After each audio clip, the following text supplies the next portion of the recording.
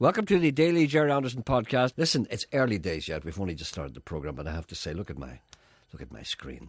The public are reacting spontaneously to. So we can't see your screen. I know, that's why I'm saying to you, look at my screen. The public are reacting spontaneously to, and I have to say, applauding. Stirring images on television last night of myself and Nolan pounding the streets of Belfast for Jesus. Did you see us? No. Well, what a stirring sight. Even I was moved to cry. You must be off your head. No, I did I not. would stay in on a Monday night at 9 o'clock to watch you. I know you don't care what I do, but all I'm saying is for the benefit of the listeners who are reacting in their droves. And I have to say, when I watched it, a tear left my eye. And rolled down my cheek. At least someone was watching it.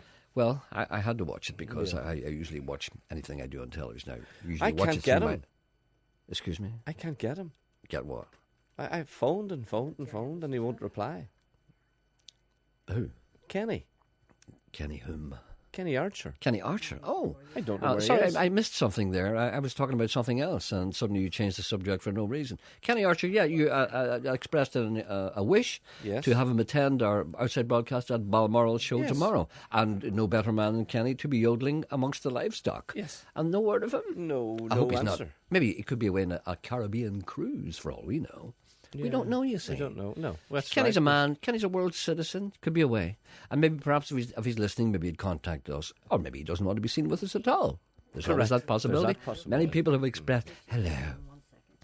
I'd just like to say that I'd love to be with you in the Balmoral show tomorrow, but unfortunately, my schedule does not permit. There's a wee king. I was just saying to Margaret from Ballymena the other day, isn't it wonderful how Jerry and Hugo give up their time voluntarily to go down to the Balmoral show to be surrounded by many, many items of livestock, some of which are quite nasty.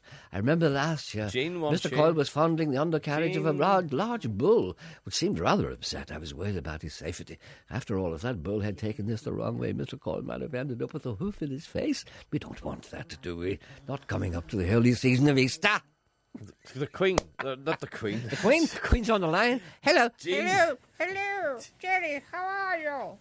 Have you seen the wedding? Sorry, I couldn't invite you. I couldn't find your address in my book. Oh, that's all right, love. Don't call me love. Call me the Queen. Seamus Fenian. Seamus Heaney has penned a poem called The Flying Fenian. 600 hopefuls take their marks. The air horn blows. Endurance starts on the road to glory. There are no forks. Good luck, the Flying Fenian. But on this task he's not alone. A tub of lard to urge him on. With ruffled bars and cocktail prawn. Godspeed, the Flying Fenian. Twice 5 miles and on. 600 souls have hit the wall. For little and large a cab is called. Press on, the Flying Fenian. Alas, the finish line's in sight. Our heroes stumble briefly, then right.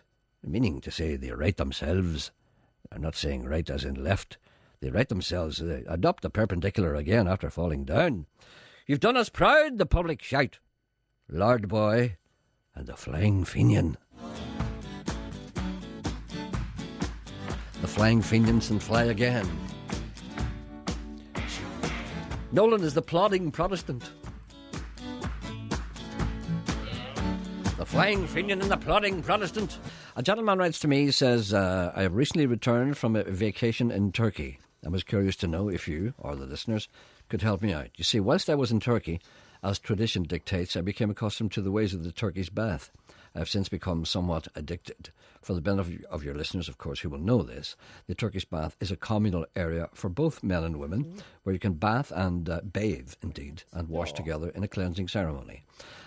Clothing is optional but rare in practice. It's more traditional to bathe in the birthday suit. Since my return, I've been Googling the whereabouts of such a facility. Can't you see I'm talking here? Can't you see I'm talking here?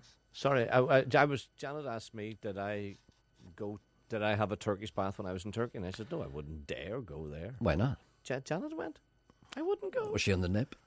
No. Did you have a toilet on her? She had her swimwear on. Ugh, for God's sake, what's the point? It's like going into the water in a cellophane bag. No, I wouldn't. So the people in the Turkish bath said they go in naked. No, I've often done it. I wouldn't do it. No, the boys start rubbing you and all. No, rub you? They wouldn't do it. They don't rub you. Sometimes you get a moustache, sometimes you don't. But a Turkish bath, you just go in and sit down. Yeah, but Just go in and sit down. The one that people wanted me to go into, there's people rubbing things on you, oils and things. I wouldn't have it about me. Why not? I wouldn't get it. I wouldn't let them shave me either. I wouldn't do that. I said not to go for it. What do you mean you They wouldn't say, let them shave the you? greatest thing ever was you go to the barbers and get a shave for men. You get I've had that done, yeah. apparently it's the greatest shave in the It world. is. I got that done in New York. And they burn the hairs in your ears and things like that. I said, that's torture. I'm not doing that. No way. No, it's because you don't like men touching you. That's what it is. No, I know. But Joe did it. The man I was with. You know that. That sounds good, doesn't it? I'll just move on. Since my return, I've been Googling the whereabouts of such a facility in my locality. If anyone knows of a Turkish bath or a similar facility in the Mahara area, please could you let me know. I'd be willing to travel as far as Swatra, but no further. A man is looking for a place where naked men and women congregate. Well, I know a number of places, but I can't mention them. Thank you for listening. Back tomorrow.